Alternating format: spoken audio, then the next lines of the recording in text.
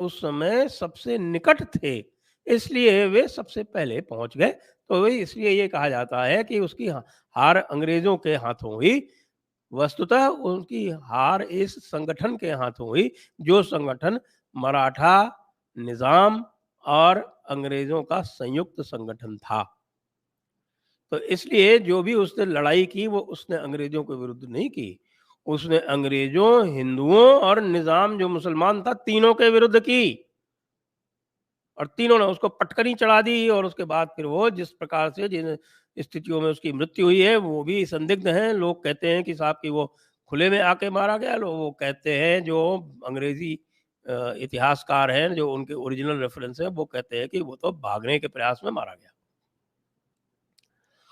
और जो उसकी जो कई बार उसको कहते हैं साहब वो सेक्युलर था। ये दूसरा उसकी देशभक्ति का प्रमाण दिया जाता है। तो उसके सेक्युलरिज़्म का प्रमाण तो ये है कि सैकड़ों तो उसने मंदिर नष्ट किए, और लाखों लोगों का नरसंहार किया, लाखों को उसने ज़बरदस्ती कन्वर्शन किया, धर्मांतरण किया, बाय फ़ोर्स।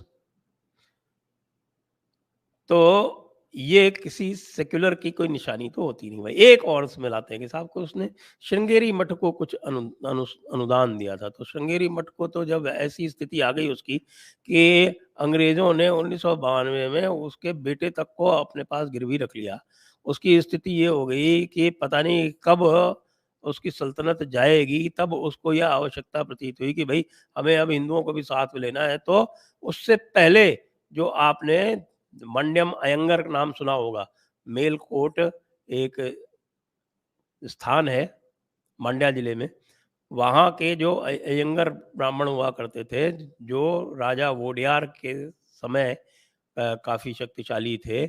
उनसे कुछ समस्या हुई टीपू सुल्तान को, उसके बाप हैदर अली को नहीं हुई थी।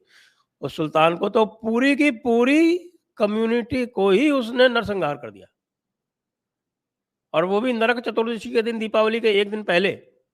उसके बाद फिर कोडागू यानी कि कुर्ग में जो उसने नरसंहार किए और जो उसने लड़ाइयाँ लड़ी, वो तो कुर्ग वाले जो कोडागू थे वो इतने वीर थे कि वो बार-बार इसको पछाड़ते रहे, लेकिन जब भी इसको सफलता मिली तो उसने वहाँ भी नरसंहार किया। इसने मैंगलोर में नरसंहार किया। इसने केरल में जाकर नरसंहार किए बड़े-बड़े, और लोगों का धर्मांतरण कराया बलपूर्वक। तो यह तो इसके टीपू के तथाकथित पंथ निरपेक्षता, धर्मनिरपेक्षता और देशभक्ति के प्रमाण हैं, जिसको आप बड़े संतुलित और हँस-हँस के 1 मिनट में काट सकते हैं। सिर्फ़ यह पूछना पर्याप्त है कि भाई ये बताइए कि अगर यह इतना बड़ा देशभक्त था, तो यह इसको इस्लामी दौला क्यों बनाना चाहता था, और इसके लिए इसने खलीफा उस्मानिया और अफ़गान के शाह को चिट्ठियाँ क्यों लिखीं? इसने अफ़गान के शाह को भारत पर आक्रमण करने के लिए क्यों इनवाइट किया? क्यों उसको आमंत्रण भेजा? बिल्कुल जिस तरह से शाह वलीउल्लाह ने भेजा था अहमद शाह अब्दाली को, उसी तरह इसने बाद में ज़मा शाह मेरे ख़्याल से थे उस वक़्त, इसने 1780 के बाद में फिर से इन्विटेशन भेजा कि उधर से आक्रमण कीजिए, हम इधर से आक्रमण करेंगे, पूरे भारत को इस्लामी दौला बनाना है। तो इस्लामी दौला तो बना नहीं पाए, खुद चले गए। और अब जो है, जो जिनको ज़बरदस्ती कन्वर्ट किया गया था, जिन्होंने तलवार के